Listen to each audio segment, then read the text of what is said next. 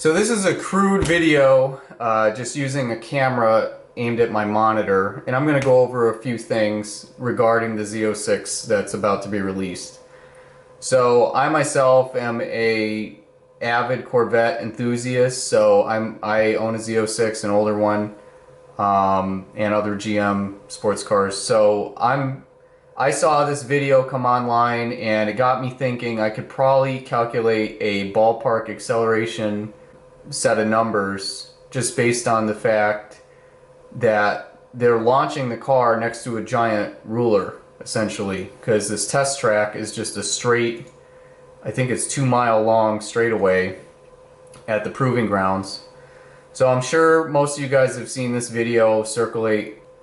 So I wanted to try to share what I got and, you know, these numbers that I have as a result, and just this is what I think, you know, from the footage, and I'm convinced these are pretty much going to be the stats that they come out with once they release the car.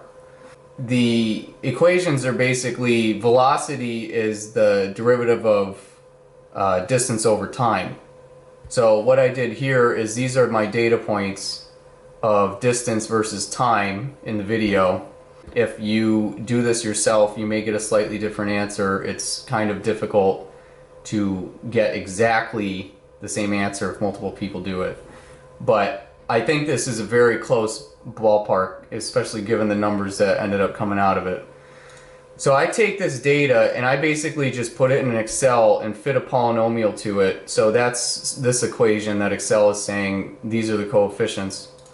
So then what I do with that is this is an equation basically that represents distance over time for the car. So like I said earlier, to get velocity or speed, you just take the derivative of it, which that's like the most basic thing of calculus. You just take the squared term, multiply it by the front coefficient, and then you drop the variable back here, and this just becomes a constant. So I'm not going to go into the details past that since it's fairly straightforward and probably most people don't care. But how it works is I basically I took that equation, did what I just said, took the derivative of it, and I calculate miles per hour versus seconds, and then down here I also jotted down the time during the video where the shift happened to get approximately where the shifts are happening miles per hour. So the interesting thing is it seems like all of first gear is 60 miles an hour, like as if they're using the whole gear to cover the 0 to 60 stat, which I don't think is that surprising given, I believe, you know, the C6 ZR1, the C6 Z06, etc. They all had longer gear ratios. So I don't think that's that surprising, but the fact that the base, you know, the Stingray that's out right now, the C8, I believe the second gear shift is like way below 60, the gearing. So anyway, the second to third shift I'm calculating is roughly around 81 miles an hour.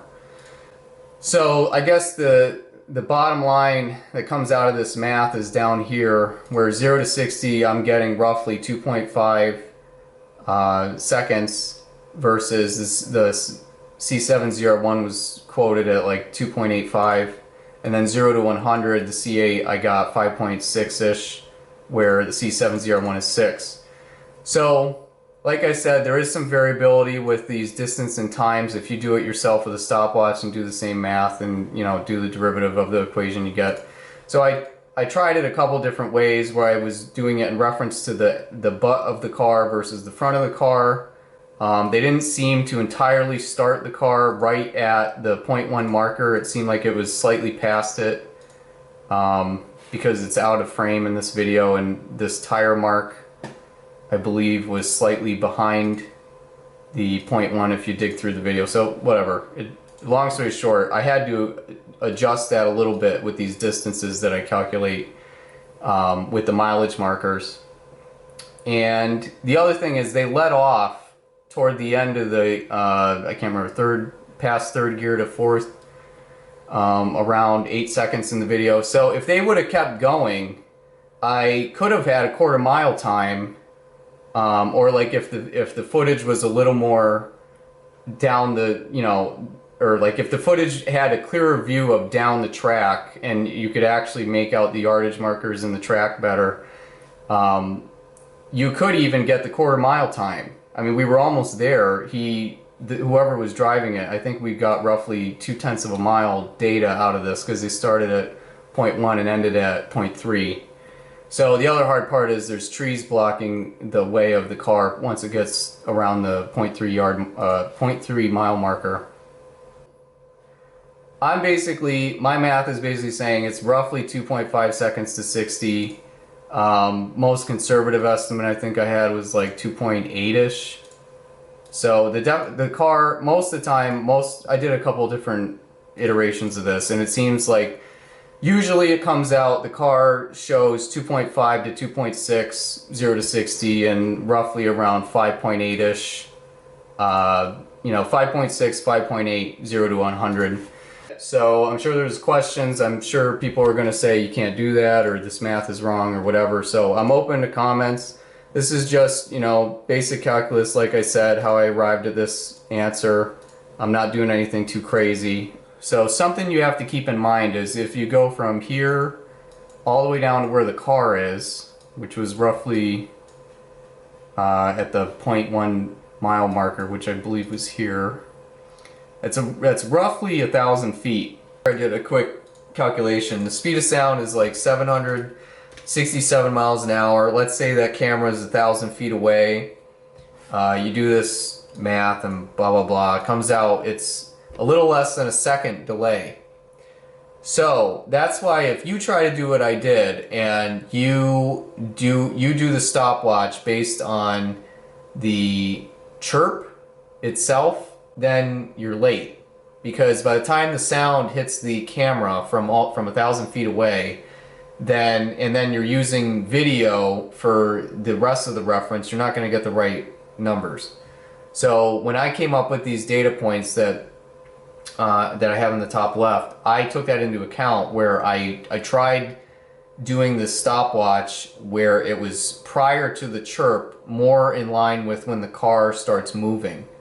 And if you watch the video closely, the car even may be rolling a little bit, barely, right before they hit the launch control.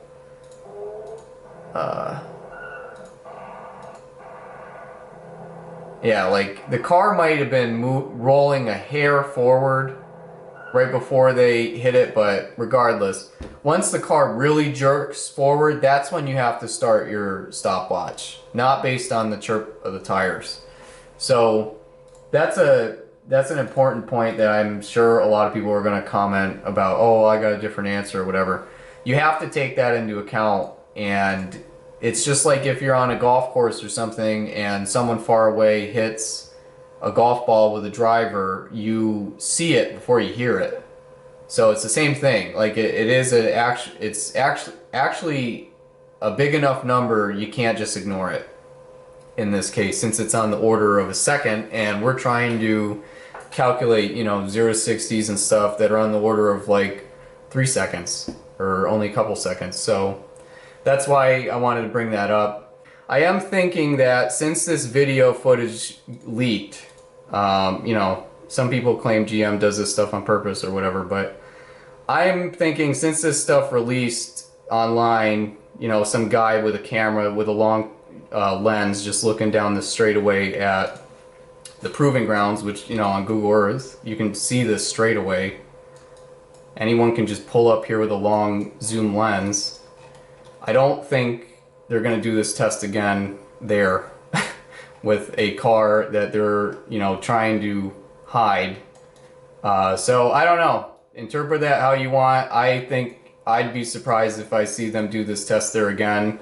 I mean, there's other straightaways they have at the proving ground where people can't look in as much. Like there's this straightaway down here, down the center of the proving ground. So I guess I'm surprised they chose this one right next to the road. And the other thing is this road has a slight hill to it. So like if you zoom in and go to the street view, see how this has a bank, it's banked like up. And like the test track is banked up. So like if someone's standing here, like how I am speculating the guy who took the footage was standing somewhere here with a long telephoto lens down the track where the frame was like here, and you get a whole look at the track.